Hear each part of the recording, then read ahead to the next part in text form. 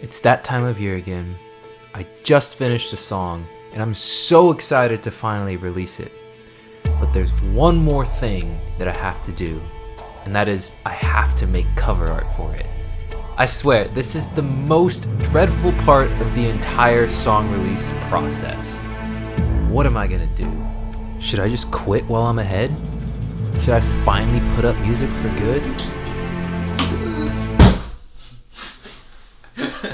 So, if you guys are anything like me, you have probably struggled with creating cover art for your songs. Considering you clicked on this video, I'm probably right about that. So that's why I wanted to go ahead and create a cover art tutorial and basically show you guys my process of how I go about making cover art for songs. For the two examples of cover art that I'm gonna show you guys, they were made completely for free. They were made on a combination of my phone and my computer. We kind of like sent them back and forth just because they're free applications on the phone that I liked. And then two, I also do prefer to work on a computer just because it's, you know, a bigger screen. For this tutorial, I'm mainly gonna be working in a program called Canva. It's a pretty popular one. I'm sure most of y'all have heard about it by now. Canva is a great free tool that I recommend everyone to use for creating graphic design stuff. Let's go ahead and hop onto my computer and I can show you guys how I start making cover art.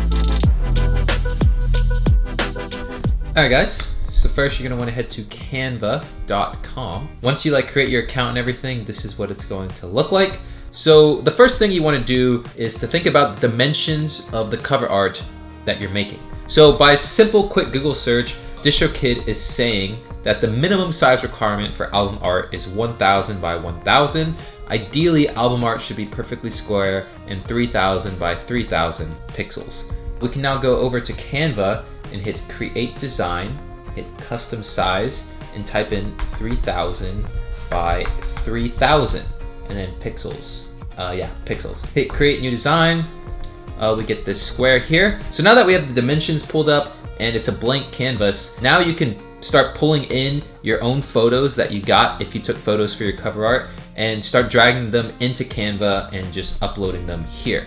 So basically how you go about doing that, you basically just go ahead and find your photo in your folder, drag it in over here, just go ahead and drop here and it'll upload it.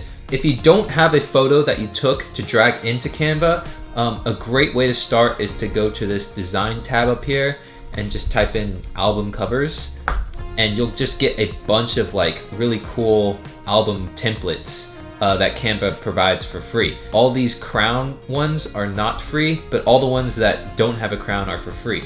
So for example, this one, this is pretty cool.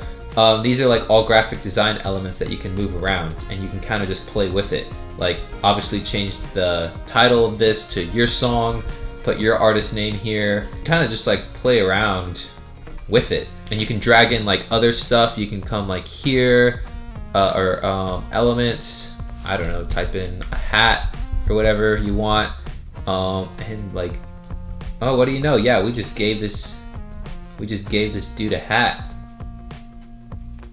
Bam. I might want to play with that around a little more if I decide to go with this, but yeah, that's basically how you do this. You just start playing around with elements. So if your cover art is just design elements, that is basically what I'd recommend starting out with until you come up with something that you actually like. So now going to the waiting for you cover art. So this right here is the original photo that I took for Waiting for You. What I did to get this photo to look nicer, I'll go ahead and show you guys the nicer version.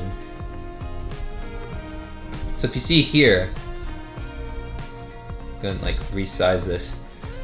So if you see here, this already looks, I'll just delete this.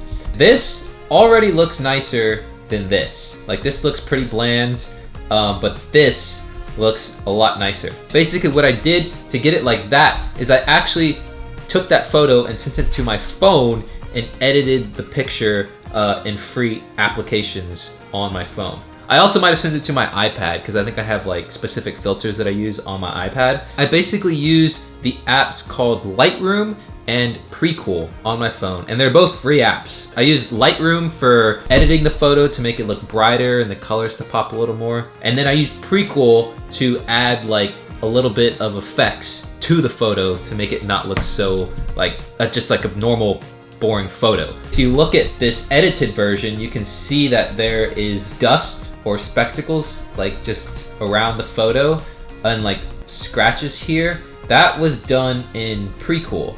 I can show you basically how I did that really quickly. This is what the photo looked like before editing in Lightroom.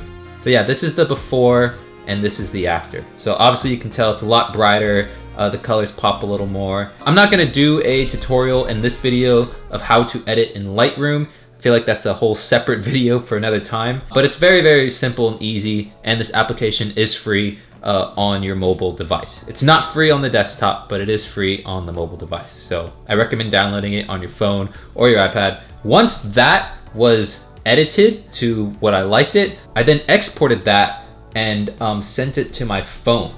I then went to an app called Precool, and once I had that in here, I just started playing around with effects. I don't exactly remember what I did to get the that dust particle, but okay, so wait, this is actually kind of looking fairly accurate. I think I went and just like took off the frame and kept it white. Filter, probably turn that, I don't know, maybe put that at 50. Dust, I don't know, this doesn't look like the right dust. Actually, maybe it does, I have no idea. But yeah, I kind of just played around with the settings. You know, I then like found something that I was happy with, and then, you know, exported this from Precool and then sent that back to my computer and uploaded it into Canva. Once it's into Canva and I'm happy with the photo, now it comes to just like putting on the titles and the appropriate, you know, wording for the cover art. So here we are back into Canva. I just kind of played around with titles here. I think basically what I did, I literally just pulled up like templates in Canva. So I'm pretty sure I just went to designs and typed in like album covers. I don't know, like let's say I liked this. Go ahead and like go to your photos or what your uploads and try to find like the photo that you have. Let's see if this works. Yeah, and you just drop it in the back. Obviously I would change this to, you know, my artist name, which is Valles. Probably put waiting for you, I don't know, and then probably get rid of this. Or I don't know, put ZV at the top. I have no idea what I would do. But yeah, this is just an example of how you go about putting titles on your photo for your cover art. So that's basically what I did to get this. I probably found a template in Canva with a similar design layout for titles and just plopped it on here. Maybe changed the text a little bit, played around with the sizing, added you know, a little logo up here at the top. And that's it. That is basically how I created the cover art for Waiting For You. So this is the cover art for a song called On My Own that my sister and I put out a few years ago. It was under the artist name Zayla. If I remember correctly, how we made this was there is a background. Oh, okay, well first of all, there's clouds. She probably just went to photos, I think, and just typed in like clouds. Or maybe she went to like Google and tried to find like a PNG version of clouds. Honestly, that's probably what she did. She probably went to Google and typed in like clouds PNG and just like picked one of these. And that's how we got this photo back here. This element here, I believe was just a photo. I'm not quite sure where she found it. She might have found it like in Canva as well. But the clouds over it kind of just like give it that like mystic vibe in the background. And then these birds here were an element added as well. She might have went to elements and typed in like birds or something. Yeah, something like that. And like put it over there and then like just like change the opacity to kind of like fade them into the photo a bit. Yeah, something like that. She probably did something like that. how she added this is just like a square element that she added. I believe she just typed in like square or something. Yeah, something like this. Played around with it. Honestly, she probably didn't really even play around with it. She just like resized it. Something like that, and just put that there. This element here, I'm not quite sure where she got that. I remember looking at it back in the day. I believe it's just called Line Art Human or something like that. Yeah, something like that, like line art. I'm not quite sure where she got that, or like this thing. We probably just like scoured the internet for it. Let me see. Line art. Yeah, or yeah, something like this. But obviously not a fox. And so she found that, and so she really liked it. And so she put that in there, put the square around it, had the background and the clouds and the birds back there. Obviously just played around with text. That probably worked. I'm not sure if she found that font herself or if she did, you know, a template design and then, you know, found something that worked and then dragged it over here, kind of like I did for Waiting for You. But yeah, we just added the song name and the artist name. That is basically how On My Own was made. It's kind of simple, like explaining it, but believe me, this was like a several day creation process. Like it takes time to like find all the elements that you want, and it's just a lot of playing around with it until you land on something that you like. Alright guys, so here we are in Distrokid. This is what Distrokid looks like when you create an account. So if you want to upload your song, you just go to upload, upload music. Obviously you'd fill out all this information according to what you want to do. Basically just scroll down, and then here is the album cover artwork. Once you have that here, go to your album cover, click share, download, you know, click the page that you want.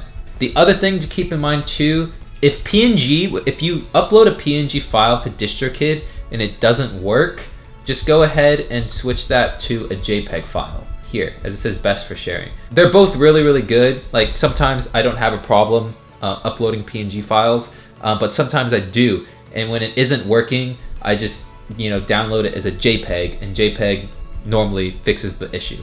That's it for this video, guys. I hope y'all found this tutorial helpful. If y'all did, make sure to hit the like button, as it does help push it in the algorithm on YouTube. If you guys have any questions about topics that I discussed in this video, feel free to leave them down below in the comments, and I will do my best at responding to all of them. With that being said, guys, thank y'all so much for watching, and I'll see y'all in the next one.